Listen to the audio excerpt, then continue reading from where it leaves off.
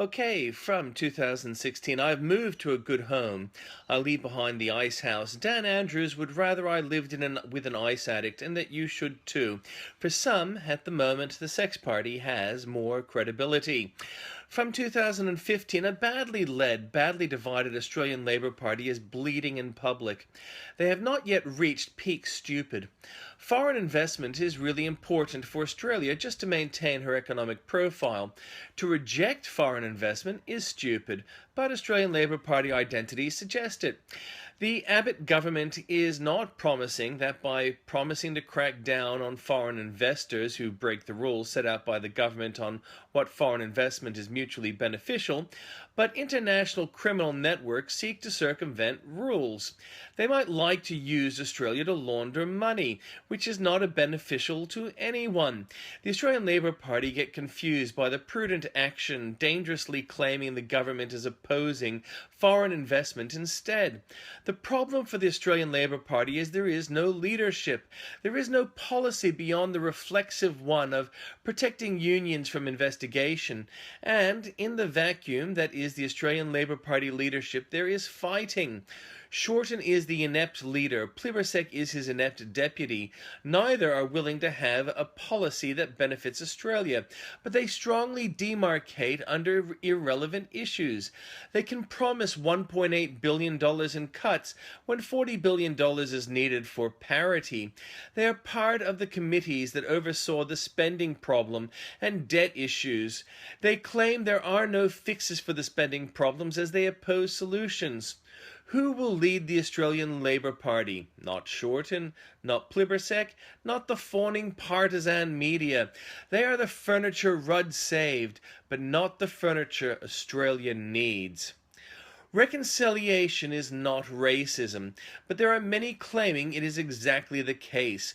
Rewriting elements of the Australian Constitution to recognize a race, any race, is racist. Some may label it as benign racism. It isn't benign. Racism does not address any issues Australia needs addressed.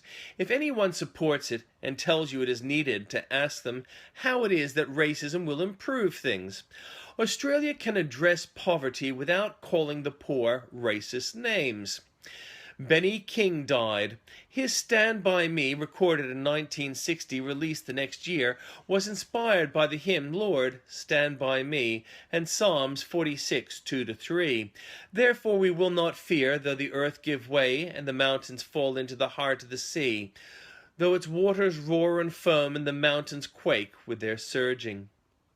He also did Save the Last Dance for me. Thank you, sir. May you rest in peace. Baby Cambridge avoided Labour Days. Attempts Mother's Day in 1194. King Richard I gave Portsmouth a royal charter. Royal charters don't end. Richard had given Portsmouth royal assent to be what it was, a city. In 1230, William de Brazo was hanged by Prince Llewellyn the Great of Wales. William's family was despised by the Welsh. He was caught by the prince and ransomed. William sought to marry his son to the prince's daughter. He was caught sleeping with the prince's wife. The rest is history for a bad dog.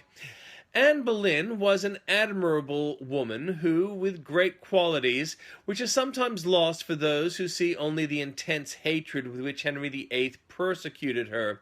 She had encouraged Henry to make what he later saw as an overreach. With Anne, Henry became too close to early Protestantism. He had to distance himself from that so as to not antagonize his Catholic friends. Politics is a lousy mistress. While Anne's end was bloody, her life was brilliant. She had brought into being the Anglican Church and lived an exemplary life she insisted her maids follow. She had intimidated the royal court with a quick and clever tongue. At one stage, her haters had rumored she was a witch who had cursed the previous queen. And after Queen Mary had died, it was found her heart was black at an autopsy. No one then knew why, but Anne's supposed curse was blamed. We now know it was cancer that had been untreated. On this day in 1559, John Knox, who had been exiled to England from Scotland after he had been captured by French forces, returned to Scotland after Bloody Mary ascended the English throne. He founded the Presbyterian Church. In 1670, King Charles II of England granted a royal charter to the Hudson's Bay Company to trade fur from North America. It is difficult to find qualities to admire in pro-slavery bigots. General Lee and General Jackson were both highly admired by all they fought for and with. In 1863, the highly admired General Stonewall Jackson was shot by his own men while reconnoitering Union positions at the Battle of Chancellorsville. He had an arm amputated and died of pneumonia 8 days later.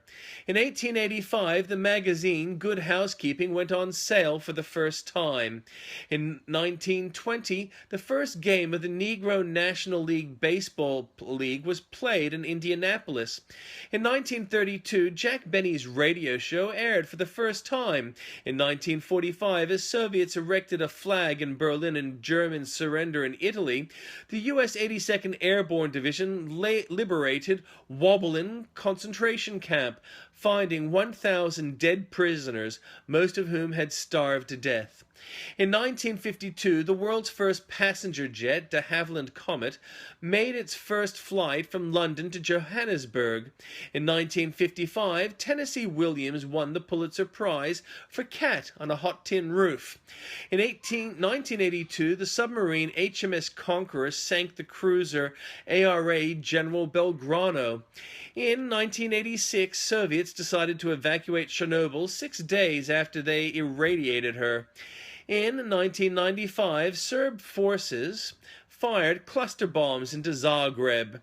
In 2011, at the same time as President Obama announced it the day before, because of time difference, Osama bin Laden was killed.